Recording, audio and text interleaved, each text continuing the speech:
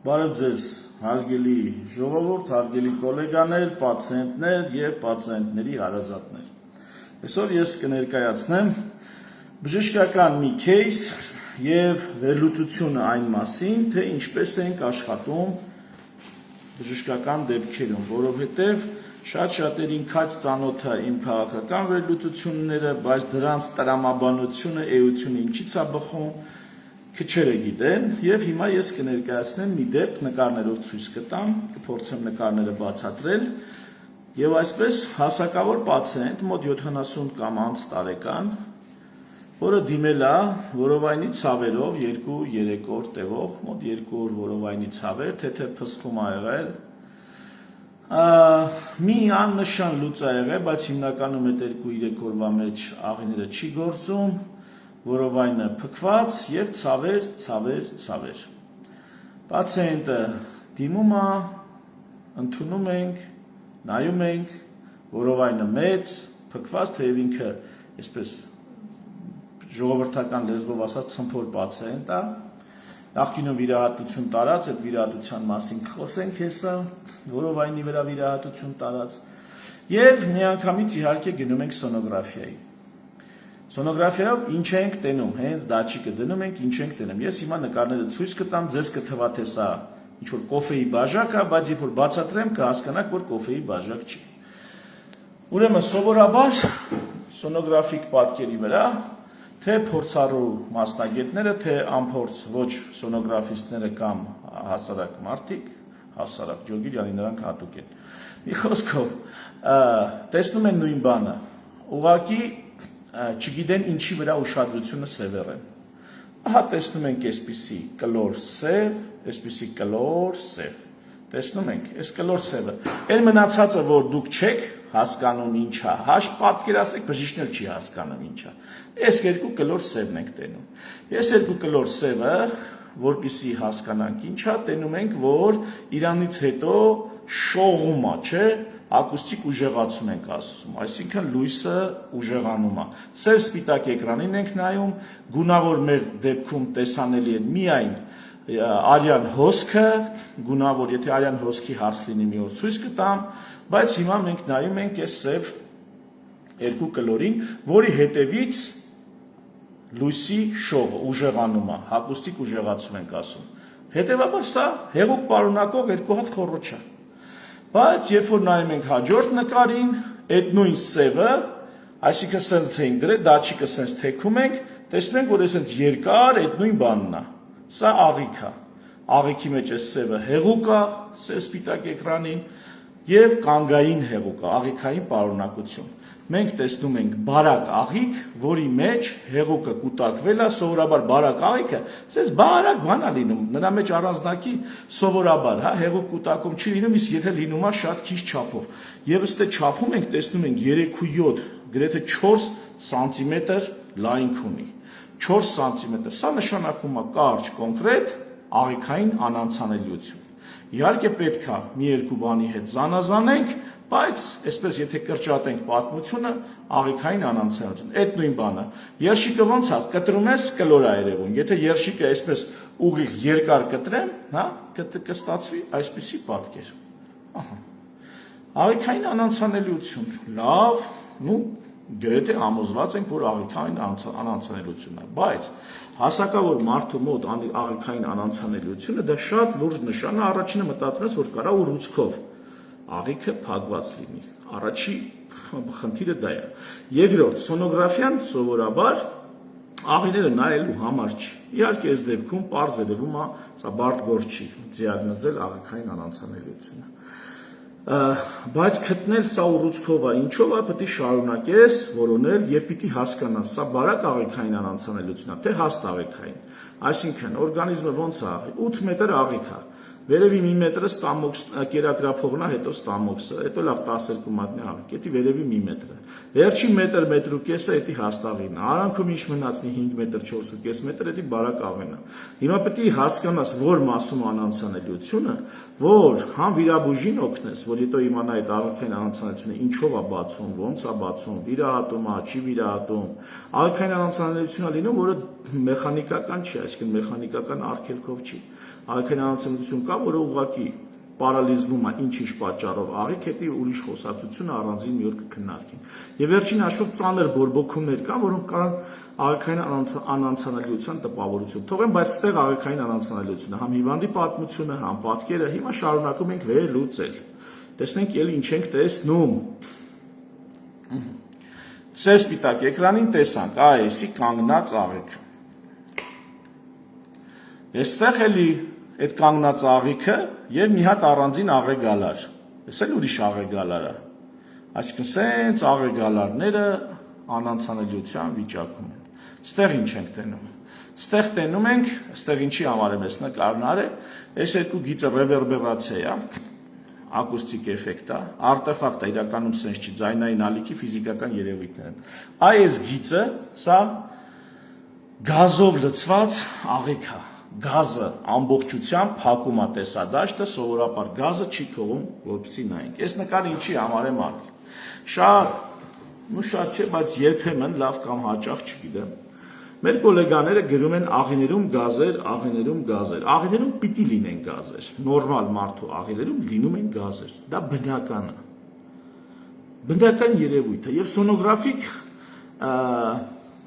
դա որպես ինչ որ նկատելի խնդիր պետք չի ձևակերպել, թեև կտրում են երբեմն կամ հաճախ ձևակերպում են որպես աղիքային գազերը նկատելի խնդիր։ Իսկականից ավելորդ գազերը աղիքում, դրա մասին երևի մի օր առանձին խոսանք, բայց ահա էս է աղիքում գազեր, որ օրինակ չի թողնում, որ ենթաստամոքսային գեղձը տեսնես, չի թողնում, որ մնացած գալարները նորմալ տեսնես, չի թողնում, որ ռեալ չի թողնում։ Այսինքն, երբ որ ինձ ասում են աղիքային գազեր, ես մտածում եմ, կարող է սուր պանկրեատիտ տա այդ հիվանդի մոտ ենթաստամոքսային գեղձի սուր բորբոքում, ծանր լուրջ խնդիր է։ Կարող է աղիքային անանցանելիություն, որ տենց գազեր են նկարագրում։ Եթե դրանք չի, պետք չի նկարագրել աղիքային գազեր։ Այսինքն, հարգելի գոլեգաներ ջան, այն որ աղիքային գազեր, մի թեթև հետազոտությունը դժվար է ընթանում, գրում ենք աղիքային գազեր, իրականում այս աղիքային գազերը, որ այսպես ասած քյորցնում է, ոչ մի բան չի թողում տեսնես։ Ամբողջ տեսադաշտը փակ, այս աղիքային գազը։ Եվ ես համոզված եմ սոնոգրաֆիկ գրած պատասխանների 99%-ում այսի չի։ Այլ մի հատ ուրիշ վիճակ, որ գրում են աղիքային գազեր։ Հələ որ բան ունենամ, դա ցույց կտամ։ Այս երկու գիծներ սա չկա իրականում, սա արտեֆակտ է։ Այսինքն ձայնային երևույթ է, որ բժիշկը պետք է իմանա եւ չշփոթի սրանց վրա դիագնոզ դնի։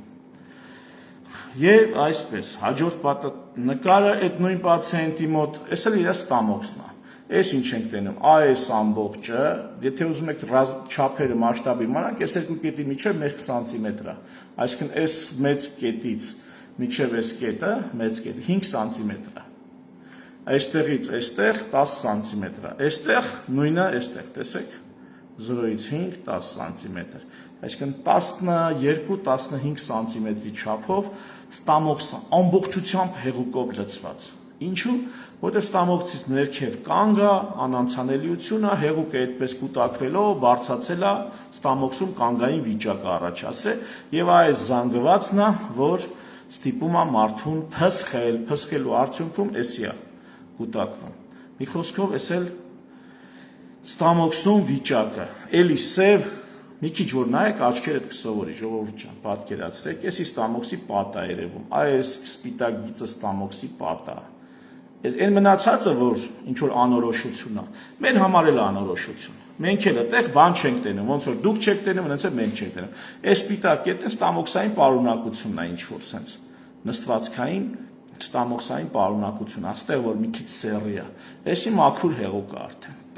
Մի խոսքով, հիմա անցնենք հաջորդ նկարին։ Նույն անանցանության տրամաբանության մեջ։ Այս մարդու լեղապարկում քար կա։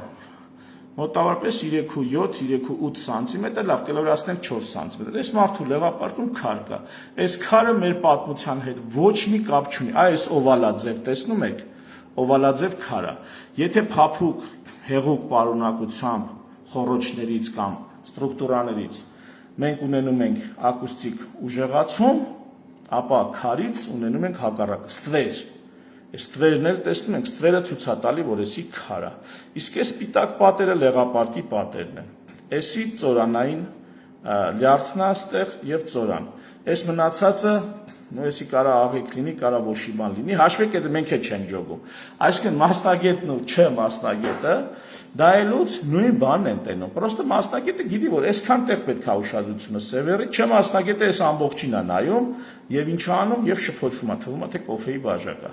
Կոֆեի բաժակ չկա, ոչ մի տառ այստեղ չի ընկել, ոչ մեկի հետ երկար ճանապարհ չունեք գնալու, ոչ մեկին պաշտոնի բարձրացում եւ իջեցում չի բանանում, կանխագուշակվում կամ քարը օվալաձե, վերևի եզրը երևում է, ներքևի եզրը էլ չի երևում, որտեղ ստվերի տակ է մնում։ Քարը կապ ունի այս պացիենտի հետ։ Ոչ մի կապ չունի, պատահական գտնված քարը։ Հաջորդին ինչ ենք տեսնում։ Էս էլ հələ նայի այ քեզ թարսություն։ Էս է միզապարկն է պացիենտի, ահա, որտեղ նրանք սպիտակ ու սև շերտերը տեսնում ենք, մեկը լորձաթաղանթն է, մեկը մկանային։ Սպիտակ շերտը լորձաթաղանթն է, սև շերտը մկանային թաղանթն է, միզապարկի վերևից աղիքի կտորը անկետան անցանելիության աղիքի, այն մնացածը մենք էլ չենք ջոգում, բայց այս սպիտակը տեսնում եք, որ չափել ենք, այս սպիտակը մի քիչ էլ հետևից ինչ է երևում, ստվեր է երևում, ստվերը ինչ է, ուրեմն էսի քար է, որտեղ տենում ենք ստվեր, էնի քար է, կամ գազ, լավ, այս դեպքում շատ չխորանանք, քար է մի խոսքով, տենում եք միզապարկում քար, ինչ չափի մոտավորապես 2 սանտիմ 2 միլիմետր, 22 միլիմետր չափի, բայց դե տենում ենք մի հատ էսենց հյուսվածքային զանգված,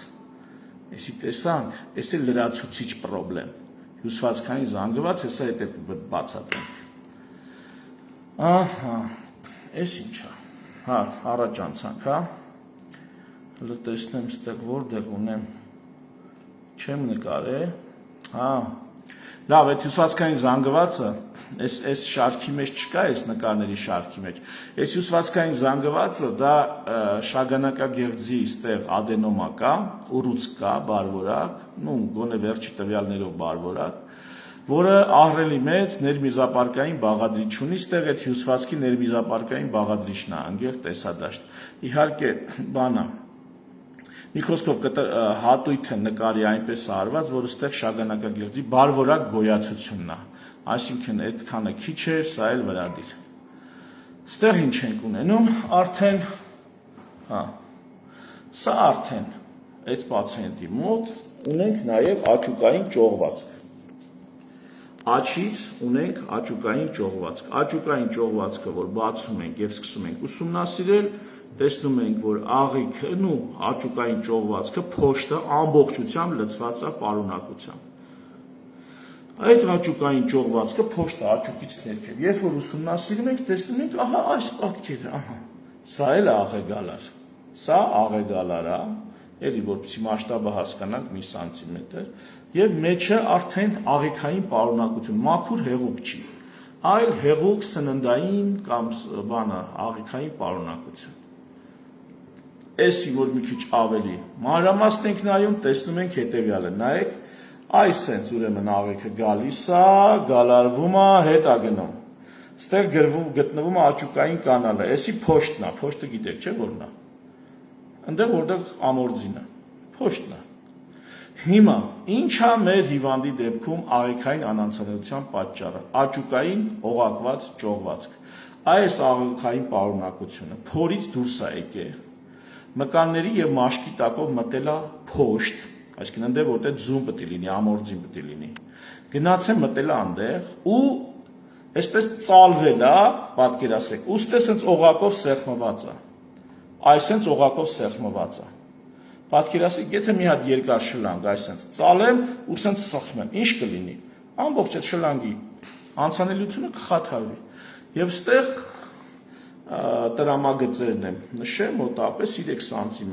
սանտիմետրից մի 3.5 սանտիմետր այսպես լայնացած է։ Ստեղ էլ սև գույնի հեղուկ է։ Իսկ արդեն փոշտի միջի հեղուկ է, թե որովայնում էլ միջաղեգալարային ազատ հեղուկ կար։ Ահա, հիմա ինչի հետ գործում ենք։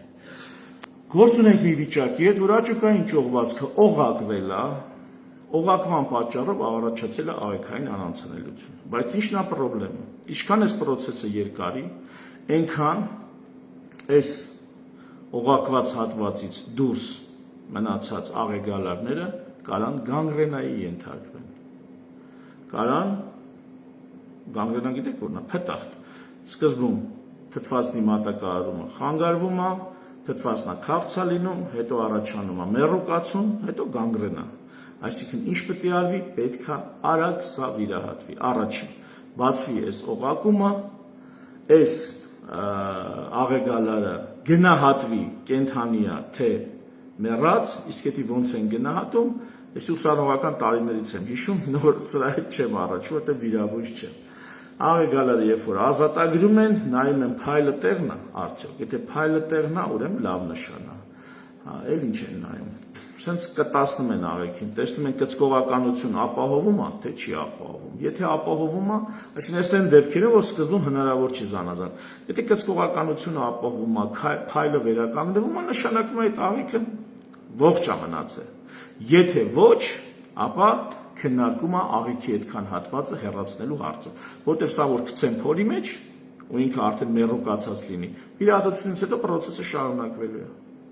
Process-ը խորանալու է, գանգրենան տարածվելու է, մնացած հատվածների վրա բորբոքում եւ այլ, վերջը, սա շատ վաղ վերջաբան, ողբերգական վերջաբան կարող ունենա։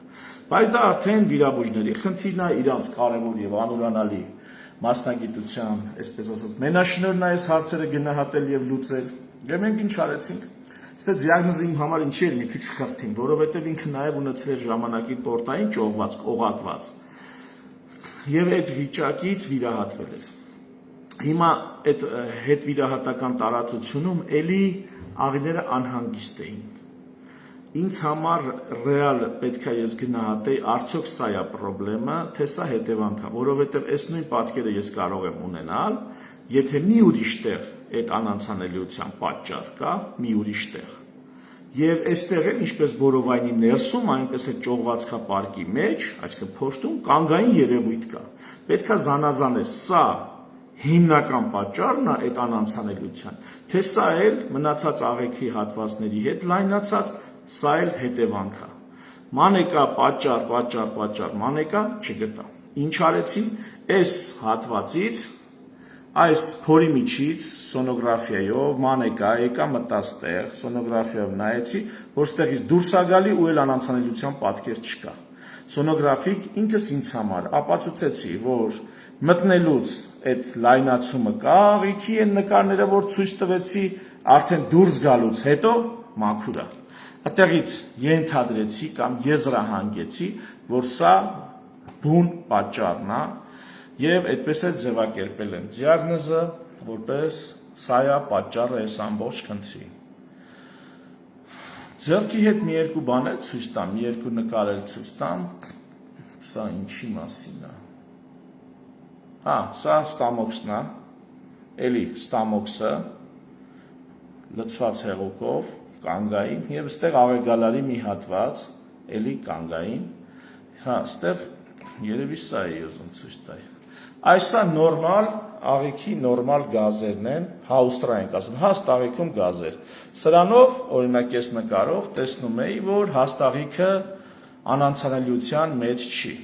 Հաստ աղիքը անանցանելիության մեջ մասնակցություն չունի։ Հիմնական անանցանելիության ռեգիոնը դա բարակ աղիքն է։ Այդտեղից էլ ախտորոշում ենք բարակ աղիքային անանցանելիություն։ Ես ինչի եմ ցույց տալի։ Այ գոլեգաներ ջան, այն որ գրում եք աղիքում գազեր է էսա։ Էսի աղիքում գազեր է, սա պիտի սենց լինի ու էսի նորմալ է։ Ու սա չեմ գրում։ Այսինքն ֆոնոգրաֆիկ պատասխանը տալուց չեմ գրում հաստ աղիքում գազեր։ Հակառակը ուրախանում եմ, որ ըստեղ էս գազերն է եւ կանգային հեղուկ պարունակություն չկա։ Ուրախանում եմ, որ այս պատը սենց բարակ սպիտակ երևի, սպիտակ էսի գազն է, էլի սենց սպիտակ երևում։ Նրանից հետո ստվեր է էլի։ Այ էսի ուրախանում եմ, որ պատի այտուց չկա։ Մի օր տենց դեպք կցույց կտամ, թե ոնց է լինում պատի այտուցը։ Հավես ունեք, կարող եք հետևել։ Պացիենտը շուտով դուրս կգրվի հիվանդանոցից, որովհետև վիրահատել են, ամեն ինչ անցել է բարեհաջող, այս հարցը լուծել են, աղիքային գանգրենա չի եղել, վիրահատությունը լուրջ բարդություններ չի տվել, մի խոսքով այս հարցը սենց լուծվավ։ Այս ամբողջ գործողությունը 15-20 րոպեում է տեղի ունեցել։ Այս ամբողջ վերլուծությունը 15-20 րոպեում է տեղի ունեցել, հարգելի ժողովուրդ ջան։ Ահա այսպիսի խնդիրներ, այսպիսի հարցեր, այսպիսի պրպտումներ անելով բժշկություն ենք անում։ Մեր ուղեղը ահա այսպես է աշխատում։